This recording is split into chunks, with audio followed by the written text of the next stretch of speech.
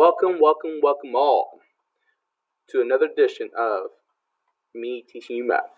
Alright, so this semester I really want to focus on recording the lessons for all you guys that may miss class or you understood it in class but forgot at home, so you want to kind of review what we said. Well, here you go. This is the way we're going to try to do it. So today, in this lesson, we're talking about simplifying radicals. This whole chapter deals with a lot of radicals, and they want to keep radicals in exact form, not a decimal number. A lot of us have a bad habit of just want to put things in a calculator and hope they work. That doesn't always work. All right, but let's kind of dissect the parts of a radical or a radical problem. So for example, we're going to use this one as an example. There's 4 parts. There's this small little 3 right here. We call that the index number. The index number tells us how many roots, or what kind of root, how many roots make up this radicand inside. Under the radical is called radicand. Now the symbol right here itself, that's our radical. That's why we called it, I always said radical 4, radical 5, radical whatever. I don't say square root. Square root is an operation, so we'll talk about over here. The answer itself to the problem is called a root. So, for example, what is the third root of 8? Meaning, what number do we multiply 3 times itself to get our radicand in this case? In this case, it's 2. 2 times 2 times 2 equal 8. So 2 is the root answer to the third root of 8. Now this right here, when I do the square root of 16, I get an answer, 4. Now, out here, there's no number this time like it was over here. That's understood to be a 2. So what 2 numbers multiplied to give me 16? In this case, it's 4. 4 is the root. 4 times 4 equals 16. The square root of 16 is 4. So today's assignment, or the assignment that you'll be assigned, most of it will deal with some of these very basic square roots. But sometimes, let's look at this over here. Sometimes you'll get numbers that don't have square roots, as easy as that.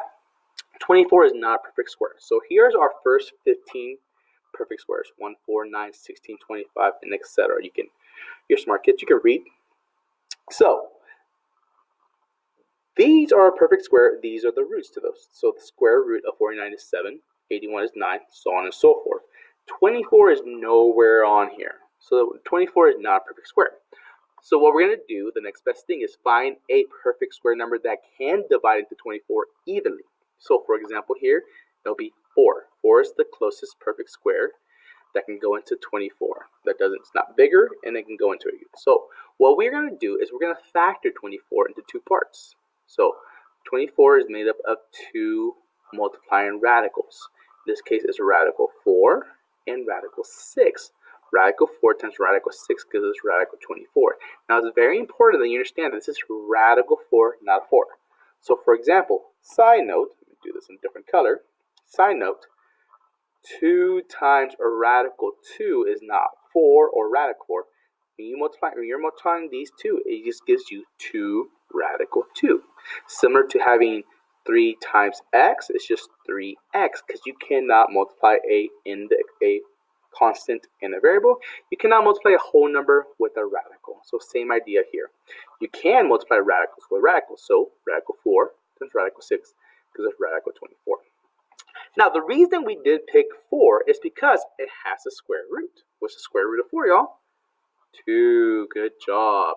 Now, radical 6 can be broken down into radical 2 and radical 3, but none of those numbers are perfect squares, so it does us no help. It does us no service to break it apart. We'll just leave it like that. It just comes down as radical 6. So according to this, 2 radical 6 is the square root of 24. Well, let's test that out. So we should be able to take 2 radical 6 times 2 radical 6 and get radical 24, or 24 in general, just 24. So let's see, 2 times 2 gives us 4. Good. Radical 6 times radical 6 gives us radical 36. Now remember, this is 4 times radical 36. Now 4 is still 4, but radical 36 does have a square root. It is 6. So that's 4 times 6, which gives us 24. So it checks out. This is the root of 24.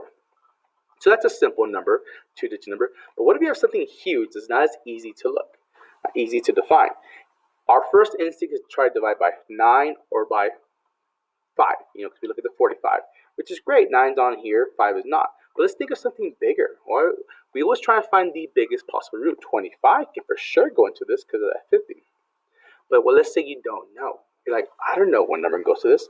It is an even number. So because it's an even number, you can always try the number 2. So let's do that. We're going to do it 2 different ways. We'll start with the 2, then we'll start with the 25. So we divide this by 2. We get radical 2. And then 2 times what gives me 450? Anybody? Yes. Radical 225. Hey, 225 happens to be on our list right here. It is the root, that's 15. Now, 2 does not have a root, but 225 does. Now, the square root of 225 is 15, whole number 15. That means the radical is gone. We did the square root operation. Radical is gone. We just get 15 right here. Now, this radical 2 does not simplify, so it just drops down. So it's radical 2 times 15. Now, you cannot leave like this. The proper way is to have the 15 in front. So we rewrite this as 15 radical 2. Now, let's try it again one more time with the 25 this time. So we had radical 450, my bad. Now we are going to simplify this. Use 25, so it's radical 25, and 25 times what gives us 450? Anybody? Yes, radical 18. Okay, now radical 25 is a perfect square. It simplifies to just whole number 5. The square root of 25 is 5. Now 18 does not have a perfect square. It is not on our list anywhere, but a number that divides 18 is the 9 right here. So we can factor this out to be a radical 9 times a radical 2. Now remember, all three there's a multiply each other. 5 times radical 9 times radical 2. Radical 3 simplifies, so the 5 drops down. 5 times radical 9 becomes a whole number 3, and then the radical 2 stays as radical 2. Now, outside numbers with outside numbers, we can multiply this. So 5 times 3 gives us 15, and the radical 2 stays a radical 2. Look at that, exact same answer. Now, this step did take us a couple more steps, but it's not wrong.